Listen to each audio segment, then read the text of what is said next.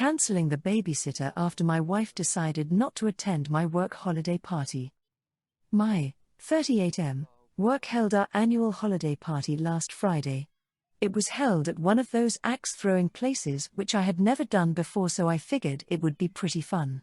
My wife, 36F, and I have 3 kids, 10, 8, and 5, so we don't get out of the house for dates very often. The holiday party was planned almost 2 months ago and my wife agreed to attend with me. I suggested we make it more of a date by either going out for drinks after the party or catching a late-night movie. She thought this was a good idea too. I also arranged for a babysitter to come watch the kids for that night. The day of the party, my wife got home from work and told me that she had a horrible day and was in a bad space mentally, so she didn't want to come to the party. I told her I was disappointed, but I understand if she wants to stay home. As I was getting myself ready to head to the party, I called the babysitter and cancelled. I apologized to her and offered to Venmo her an hour's worth of our agreed rate, $30, to compensate for the cancellation, and she agreed that was reasonable. As I was getting ready to leave, my wife asked when the babysitter was going to come. I kind of looked at her funny and told her I had just cancelled the babysitter because she was no longer coming with me. She got mad at me and told me that I knew she had a bad day and was in a bad mental state and needed some time to herself. I told her that I had assumed none of that meant she was incapable of watching our kids and that I didn't think having the babysitter come when my wife was still home made any sense at all. She told me to call her back and see if she could still come watch the kids, and I told her that if she wanted to do that she can do it, but I'm not going to. She tried to argue with me about it, but I told her that I had to leave for the party. While I was at the party, she sent me multiple texts about how the kids were driving her nuts and that the babysitter didn't answer her calls and she needed me to come home. She kept blowing up my phone and I eventually left the party over an hour early to go home. When I got there, she kept arguing with me about how I was an a-hole for cancelling the babysitter when I knew she had a rough day. I told her I was not going to pay a babysitter just so that my wife can rest after a bad day. I told her she could have just thrown a movie on for the kids and relaxed. I told her she was the one who ruined our potential night out and that having a bad day at work is not a good enough reason to pay a babysitter $150 to $200. She still thinks I was an a-hole for cancelling the babysitter without talking to her first, and she's still mad at me for it. But I don't think that was an unreasonable assumption to make, considering that there have been plenty of times when I've had a bad day and I am still 100% capable of watching the kids by myself while my wife leaves the house. Comment 1. NTA. No sane person's going to spend $200 for a babysitter when a parent is actually home. She didn't have to take care of the kids. Based on their ages, she could have made it a movie night or put their favorite shows on while she relaxed. My guess is she had other plans she didn't want you to know about and got upset because you cancelled the babysitter, which is super reasonable thing to do since she's staying home. The fact she got so heated about it is odd. Who makes plans for a date night at a work party then decide last minute not to go because they had a bad day? That's pretty rude. The fact she just assumed you'd keep the babysitter despite your plans changing is weird and should be talked about. Comment 2nd.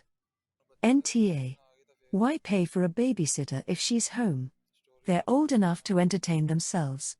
If mom says, guys, I'm too tired to be running around tonight dealing with messes.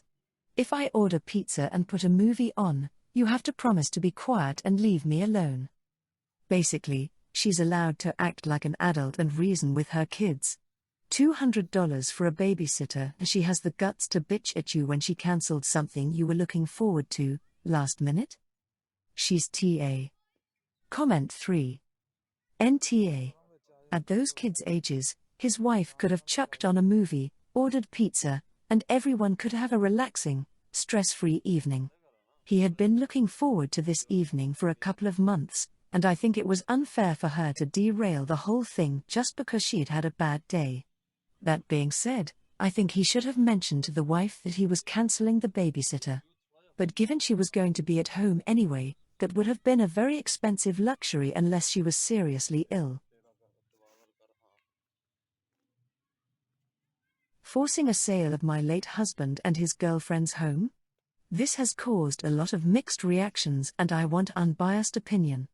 Neither me nor my late husband and his girlfriend have any children. I 35F got separated from my husband 37M over 10 years ago. Unfortunately, he has left me with a lot of debt to pay and in a position where I was nearly homeless. I have only stopped paying the debt off 2 years ago, but there is still a lot of work to improve my credit history. Because of all the stress he caused me, we never got divorced or formally separated. A matter of fact is we never spoke after I was kicked out from the flat so his girlfriend Anna can move in.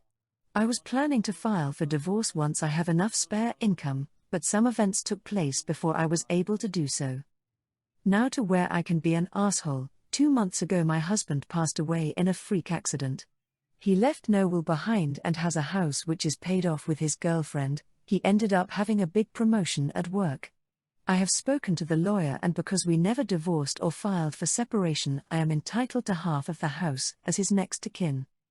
Last week I have informed Anna through a letter that I want the house to be sold. She can either buy my half or I will have to force a sale, it is up to her. I do not want to live in the house, but the money from the sale could really help out to sort out the damage done by the loans I had to pay for the ex as well as a deposit for my own place, so I don't have to live in absolute shitholes due to poor credit / not a very high paying job.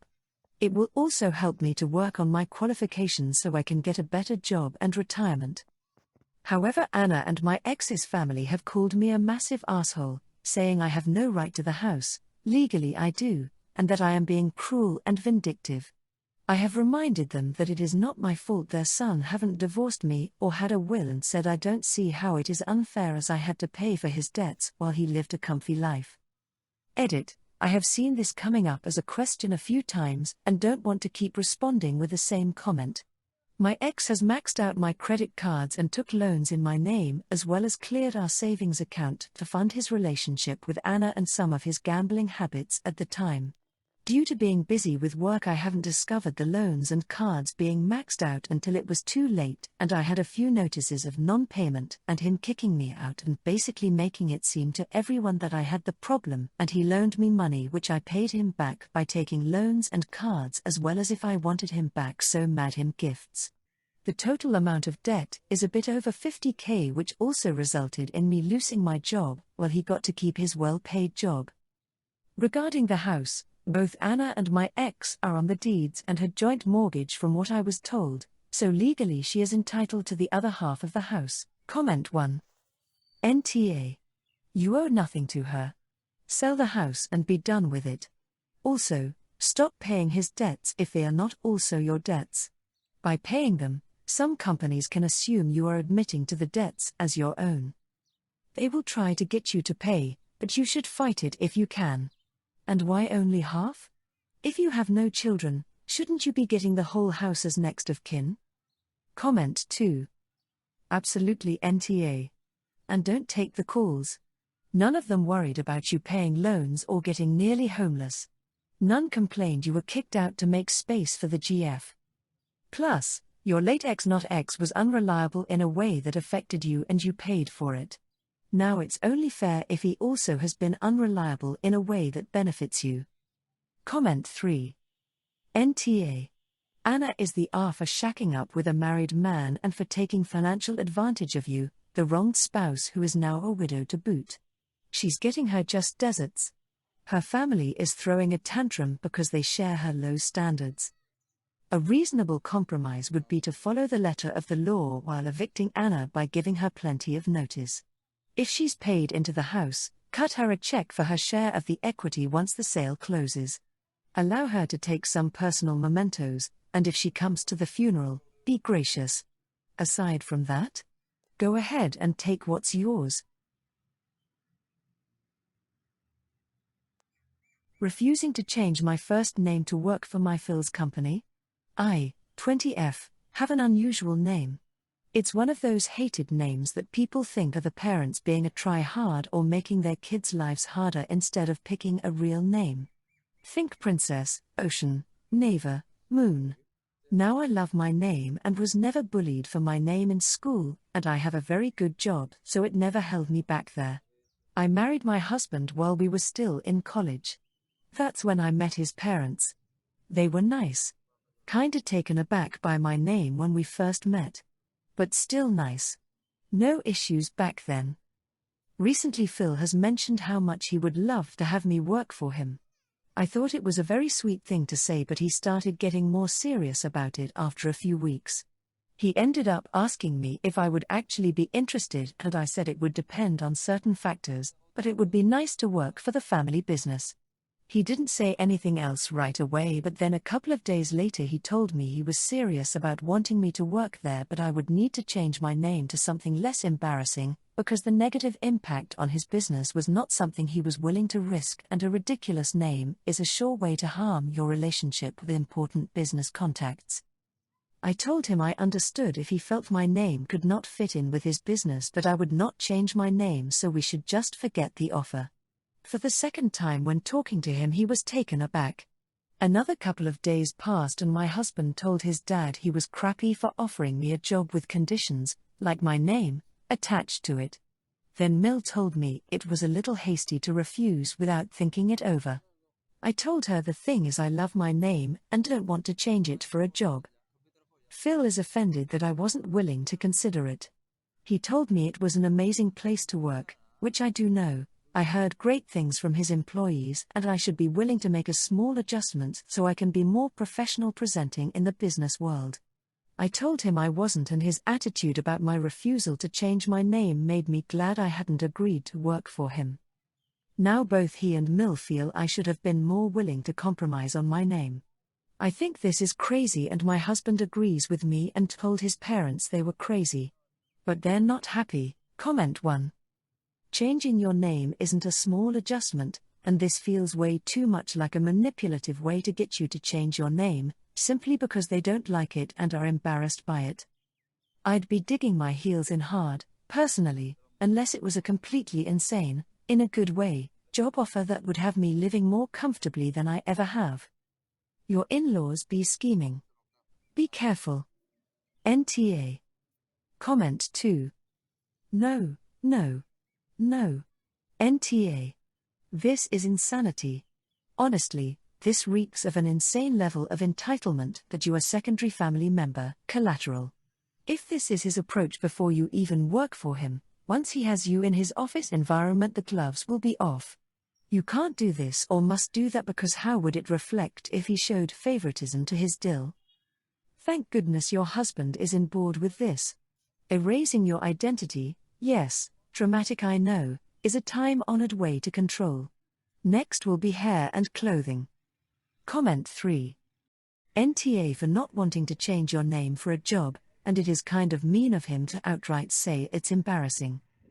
I did want to add a counter thought about how it's smart to not get too personal at work. Not by any means that you need to change your name. Just food for thought that it's actually good in most cases to keep a barrier between your real self and work self. Reminding my soon-to-be Sil that I am doing her a favor. My 29F brother Oliver, 32M, is marrying Jane, 32F, in the new year. Jane asked me to be her maid of honor, which I wasn't really happy about because I'm busy and don't live close by, nor am I close with her, but she begged and said she isn't close with her family and she really wanted me to do it, so I agreed. I have planned several events at her behest, her fittings, and her venue, tasting, flower, and musician appointments, all very well organized and in a timely manner. I have also organized her bridal shower, which will take place in January. Jane has micromanaged everything I've done, and complained to the point that several times I've considered telling her to just do it herself. I am very good at organizing things, and I know for a fact I have done things well and properly and within the specifications that she has given me, so I've been really annoyed at her constant attitude.